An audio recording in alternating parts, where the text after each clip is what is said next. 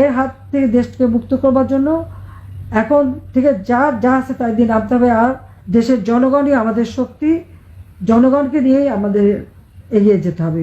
ইউনিসেফের টাকার অভাব নাই, সে তো গরিবের টাকা লুট করে নিয়ে রক্ত চুষে খেয়ে এখন বিদেশে পত্রপত্রিকা হায়ার করে সেখানে নানা ধরনের অপপ্রচার ছড়াচ্ছে।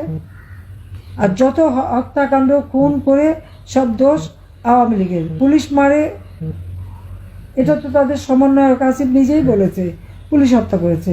বিএনপি নেতা বলেছে সে পুলিশকে মেরেছে, এমনকি ইসলামী আন্দোলনের নেতাও বলেন উনিও পুলিশকে মেরেছে।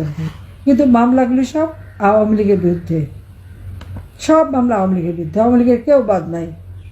তো কত মামলা, আমার মনে হয় যত মামলা দিয়েছে তার একটা হিসাব বের করলে ইউনূসের নাম ওই গিনিস বুক অফ রেকর্ডে যাবে, যে সে কত মানুষের বিরুদ্ধে কত মামলা করতে পারে, একটা দলকে ঘায়াল করার জন্য কি কত হাজার হাজার কর্মী নেতাকর্মীকে জেলে পুরতে পারে, এবং কত লক্ষ নেতাকর্মী মানুষের বিরুদ্ধে মামলা দিয়ে আসামি করতে পারে। এই রেকর্ড সে কিন্তু ভঙ্গ করবে এবং গিনিস বুক অফ রেকর্ডে নিশ্চয়ই তার নাম চলে আসবে।